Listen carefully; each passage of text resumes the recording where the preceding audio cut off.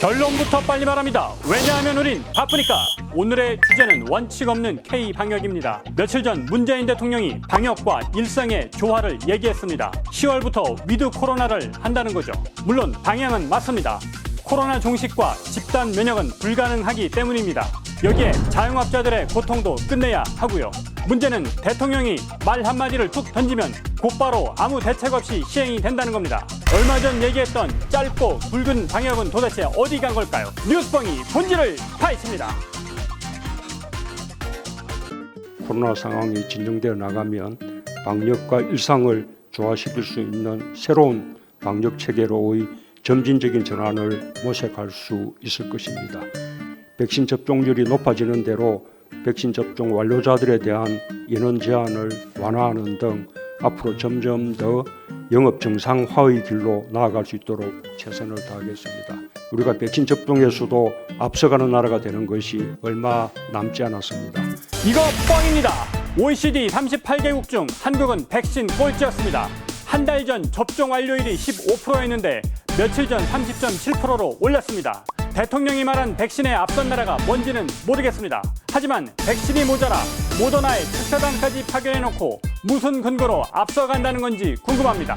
이쯤 되면 정신승리가 아닐 수 없습니다. 그동안 대통령이 말하면 반대로 갔습니다. 터널의 끝이 보인다더니 대유행이 시작했고 대통령이 직접 통화해 확보한 백신은 1년 내내 속을 썩이고 있습니다. 4차 유행 시작 때 약속한 짧고 굵게는 굵고 길게로 바뀌었습니다. 또다시 국민들께 조금 더 참고 견뎌내자고 당부드리게 되어 대단히 송구한 마음 금할 수 없습니다. 무엇보다 희망을 가지기 시작했다가 다시 막막해진 중소상공인들과 자영업자들을 생각하면 무척 마음이 무겁고 가슴이 아픕니다. 이분들을 위해서라도 짧고 굵게 끝내도록 전력을 다하겠습니다.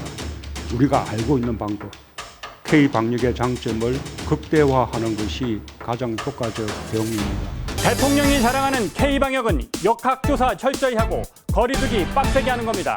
여기엔 의료진의 헌신과 국민의 희생이 뒤따랐죠. 하지만 이젠 그 효과도 불분명한 상태입니다. 심지어 거리두기를 더욱 강화했지만 유행세가 잡히지 않고 있습니다. 오주환, 김윤 서울대 교수의 분석에 따르면 거리두기는 1, 2차 유행 때만 효과가 있었고 3, 4차 때는 그다지 없었습니다. 7월부터 이동 제한을 했는데 상업지역 방문량은 줄지 않았습니다. 저녁 모임을 금지하면 뭐하나요? 점심엔 다닥다닥 붙어앉고 출퇴근길 지하철과 버스는 만원입니다. 여기에 설날엔 가족 모임도 금지하고 여럿이 모이면 신고 포상금까지 걸더니 대통령은 5명이 저녁 먹고 논란을 일으켰습니다. 이달 초에 더 강력한 조치, 즉 전국 봉쇄까지 시사하더니 불과 사흘 뒤에는 3인 금지는 자영업자에게 혹독하다 이렇게 완화를 암시했고요. 오늘 다시 2주만 더 참아달라면서 거리두기 연장했습니다. 자영업자들은 이젠 기대도 하지 않는다 이런 반응이고요. 또 2주마다 하는 땜질 처방으로는 본질적인 한계가 있다는 비판도 나옵니다. 도대체 9시 금지와 10시 금지는 무슨 차이가 있습니까? 2명은 가능하고 3명은 불가능한 이유는 뭔가요? 추석 때 집에선 8명까지 된다면서 야외에서 하는 성묘는 왜 4명으로 제한합니까? 어처구니 없는 방역 기준에 엊그제 자영업자들은 시위를 벌였습니다. 지난주 국민의힘 윤주경 의원은 코로나 확진자와 접촉자 시간대별 데이터를 정부에 요구했습니다. 하지만 정부는 그런 자료는 없다고 답변했습니다. 어느 시간대에 감염이 많은지 파악도 안 해놓고 운영 시간 제한은 어떻게 한 겁니까? 정부는 정확한 접촉 시간대를 파악하기는 어렵다. 다만 음주하며 머무는 시간이 길수록 감염 가능성이 커진다고 해명합니다. 과학이 아니라 주먹부구였다는 얘기입니다.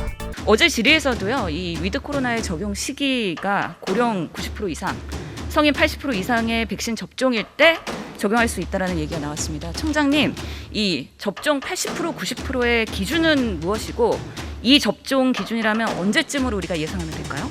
10월 말까지는 최대한 접종 완료하는 것을 목표로 진행하고 있습니다. 그러면 10월 말부터는 위드 코로나 적용이 가능하다 이렇게 이해하면 될까요? 일단 검토가 가능한 전제라고 판단하고 있습니다. 검토가 가능하다 10월 말부터 적용을 해볼 수 있는 시기다. 단계적인 일상 복귀는 필요합니다. 하지만 대통령이 말했다고 충분한 준비 없이 갑자기 바꾸면 안 됩니다. 재난지원금만 해도 비대면 사용이 어려워 확산 지원금이라는 비판이 나오고 있습니다. 배달 앱과 온라인몰에선 쓸 수 없기 때문이죠. 직접 식당 가서 먹거나 배달 기사와 대면해서 결제를 해야 합니다. 사람을 만나지 말라면서 오히려 대면 접촉을 하라는 건 도대체 뭡니까? 차라리 백신 접종률이라도 높아진 다음에 재난지원금을 주면 낫지 않을까요? 다행스럽게도 국민들의 적극적 참여 덕분에 백신 접종률이 빠르게 올라가고 있습니다. 최근 세계에서 가장 빠른 접종 속도를 보이고 있습니다. 마치 백신 접종이 잘 돼서 방역을 풀어도 된다 이렇게 들립니다. 하지만 K-방역이 성공하고 백신도 앞서간다고 말하는 것은 국민을 속이는 겁니다. 실상은 거리두기 약발이 다했고 다양한 변이로 코로나 종식은 어려우며 정부가 말했던 집단 면역은 불가능하다는 겁니다. 본질적 원인은 얘기하지 않고 자화자찬만 늘어놓는 건 국민을 더욱 화나게 할 뿐입니다. 지금 필요한 건 국민적 공감대입니다. 위드 코로나는 당장은 확진자를 증가시킬 수도 있습니다. 국민의 30%가 부스터샷을 맞은 이스라엘도 매일 확진자가 1만 명씩 나옵니다. 그렇다고 처음부터 개인의 자유를 강조했던 서구식 방역을 우리가 따라할 수는 없습니다. 그래서 나오는 게 싱가포르입니다. 위드 코로나와 함께 강력한 방역을 함께 가는 거죠. 하지만 이것도 결코 쉽지는 않습니다. 싱가포르는 국민의 80%가 위치 추적 앱을 깔고 다닙니다. 과도한 인권 침해일 수 있다는 겁니다. 대통령은 이제 좀 더 적극적으로 소통해야 합니다. 빛나는 자리에서 자랑할 때만 입을 열 게 아니라 어려운 걸 이야기하고 국민을 설득할 때 말을 더욱 많이 해야 합니다. 소통하는 대통령이 되겠다던 그 약속 한 번만 지켜주십시오. 가짜로 막힌 속을 진짜로 뻥 뚫어드립니다.